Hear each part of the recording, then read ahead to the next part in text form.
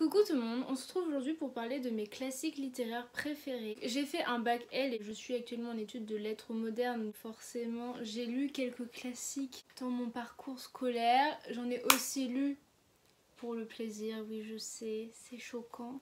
Et du coup, au cours de mes lectures scolaires, je me suis surprise à aimer des classiques. C'est là que je me suis demandé si j'avais besoin d'une thérapie, mais comme je suis trop pauvre, je me suis dit que j'allais continuer dans cette voie. Du coup voilà, je me suis dit que j'allais vous présenter ceux que j'ai préférés.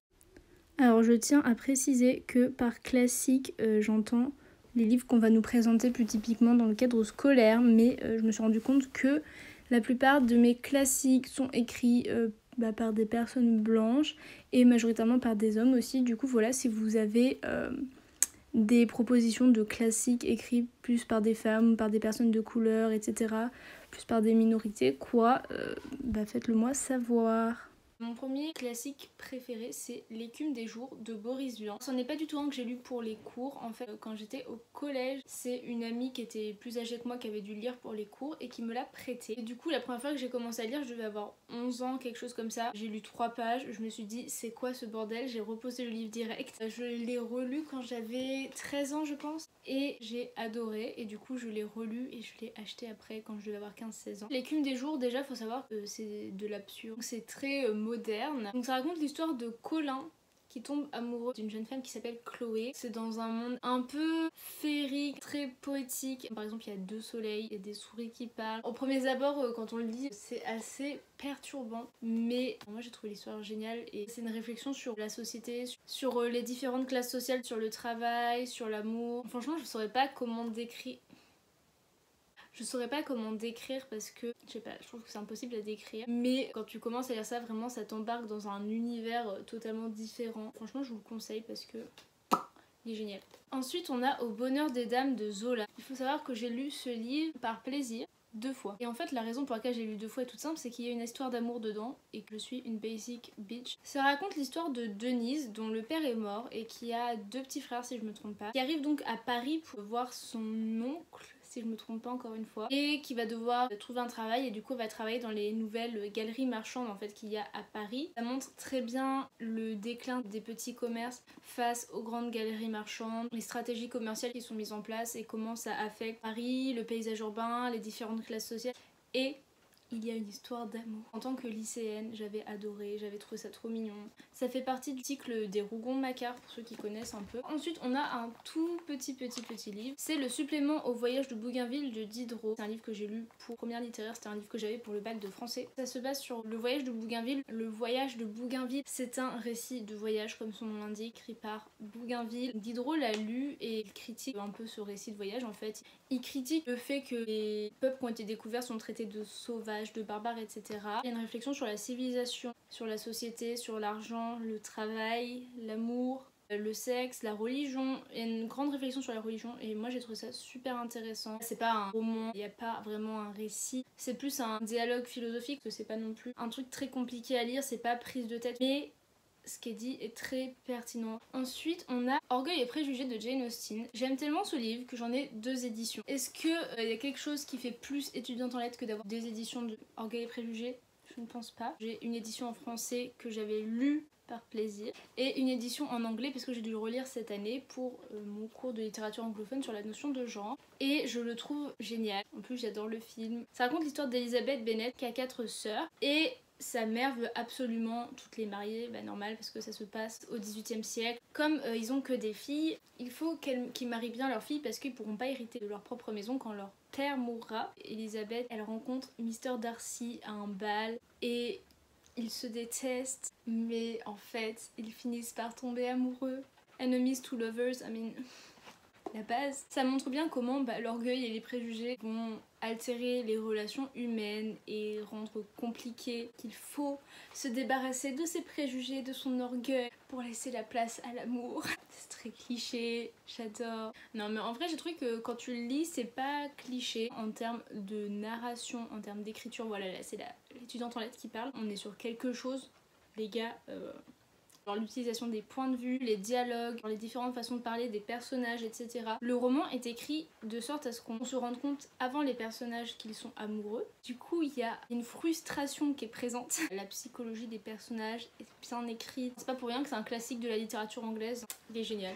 Je vous le recommande. Ensuite, on a Vendredi ou les larmes du Pacifique. J'ai mis du scotch doré sur la côte parce que mon meilleur ami me l'a déchiré. Il en est que plus beau et il est un peu déglingué. Pareil, je l'ai lu pendant mon année de première, c'est un des livres que j'avais pour le bac également. Il y en a peut-être qui ont lu déjà Vendredi ou la vie sauvage. C'est un peu la version adulte de Vendredi ou la vie sauvage. Personnellement, j'avais lu Vendredi ou la vie sauvage quand j'étais au collège et j'ai largement préféré ça. J'avais pas trop aimé Vendredi ou la vie sauvage. C'est l'histoire de Robinson Crusoe, réécrite par Michel Tournier. Il y a une grande dimension philosophique à côté de laquelle je suis totalement passée quand j'étais au lycée. Du coup, il faudrait sûrement que je le relise parce que je me souviens de mes cours de français en première où la prof parlait de la dimension philosophique. Je me disais, mais où est-ce qu'on part avec ça? Mais en même temps, ça me fascinait. Je trouve que c'est vraiment un beau récit qui est étrangement poétique. J'avais même surligné des passages dedans et tout, j'avais adoré. Ça se divise entre le récit de Robinson, ce qui se passe sur l'île, etc.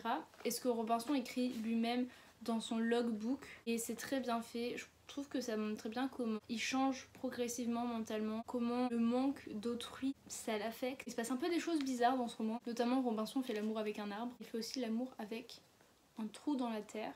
Et ça donne des narcisses. Ok, vous vous demandiez ce que le sperme dans la terre pouvait créer, ça donne des narcisses, voilà, très intéressant. Donc si jamais vous avez envie de lire l'histoire d'un mec qui fait l'amour avec un arbre, c'est votre livre. Ensuite, il y a Les Faux Monnayeurs d'André Gide, donc pareil, ça je l'ai lu. Pas pour mon bac de français, mais pour mon bac de littérature en terminale. Ça se passe dans Paris, au début du XXe siècle. C'est un peu le récit de l'adolescence parisienne bourgeoise au début du XXe siècle. C'est aussi le récit de l'écriture d'un roman. Oh putain, je suis en train de ressortir mes fiches de cours là en fait dans ma tête. Donc en fait, il y a plusieurs intrigues qui se mêlent et en fait, André Gide part du principe que quand tu écris un roman, il faut qu'il se rapproche le plus possible de la vraie vie. Et pour qu'il se rapproche le plus possible de la vraie vie, tu peux pas partir du commencement et arriver à la fin. Tout se passe au moment précis où tu racontes ton roman. Parce que dans la vie, les événements ils se passent un peu de façon espacée et totalement random. Les choses ont pas un début et une fin précise en fait, sauf si tu pars de la naissance jusqu'à la mort, mais enfin, là c'est pas le cas. Et du coup, il essaie de faire ça, de se rapprocher le plus possible du réel. Il y a plusieurs destins qui se croisent. En sous-texte, une histoire d'amour homosexuel, tout ce qu'on aime. Mais c'est aussi bizarre parce que c'est entre un oncle et son neveu. Et maintenant que j'y pense...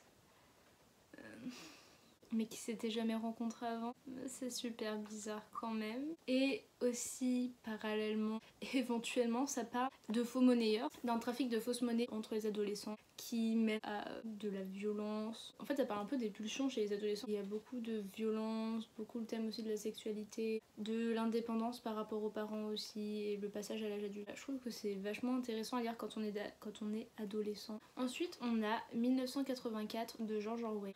Alors j'ai appris récemment avec la vidéo d'une youtubeuse que le personnage principal de 1984 rêve plusieurs fois de violer la fille pour qu'il ait un intérêt amoureux et qu'il est assez problématique et je m'en souvenais pas du tout.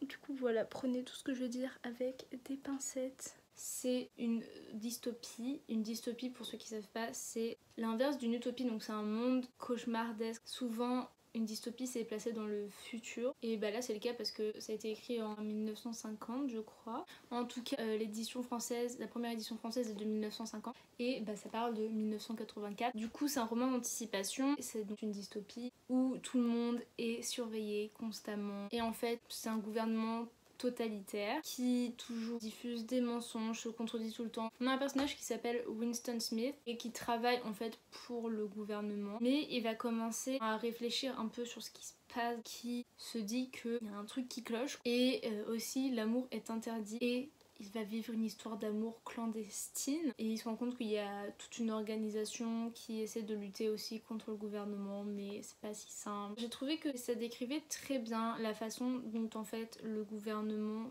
peut contrôler les populations, surtout la novlangue qui est en fait une langue inventée par le gouvernement dans laquelle le nombre de mots est vraiment réduit. Si t'as pas les mots pour exprimer ce que tu ressens, bah tu peux pas te rebeller, tu peux pas vraiment critiquer si t'as pas les mots pour. Je trouve ça très bien expliqué dans ce roman. Et la façon dont les gens sont manipulés à travers la mémoire, à travers les informations, etc. Je trouve que surtout dans notre période actuelle, c'est très pertinent. Hashtag révolution. Je trouve ça fou que quelque chose qui a été écrit en 1950, quelque chose comme ça, soit toujours aussi pertinent. C'est pas purement de la réflexion. Il y a quand même un récit avec des personnages pour lesquels on peut ressentir des choses et du coup c'est pour ça que je l'ai largement préféré à La ferme des animaux, dont je parle dans ma vidéo sur mes lectures de mai. Enfin, dernier classique que je vais vous présenter, c'est La confession d'un enfant du siècle de Musset. Je l'ai lu pour le plaisir. C'est le roman romantique par excellence, et par romantique je parle du courant littéraire. Ça parle de peine de cœur, je l'ai lu après une rupture donc ça fait plaisir. Justement ça m'a marqué à quel point c'était exactement ce que je ressentais, parce que souvent on a du mal quand même à trouver les mots pour exprimer ce qu'on ressent quand il s'agit d'amour, de peine de cœur. C'est quand même des émotions qui sont extrêmement fortes et difficiles à définir. J'ai trouvé que Musset faisait un excellent job pour ce qui était de décrire la peine qu'il ressentait et que du coup c'est quelque chose d'assez universel. C'est tout pour mes classiques préférés, j'espère que ça vous a plu et on se retrouve dans une prochaine vidéo.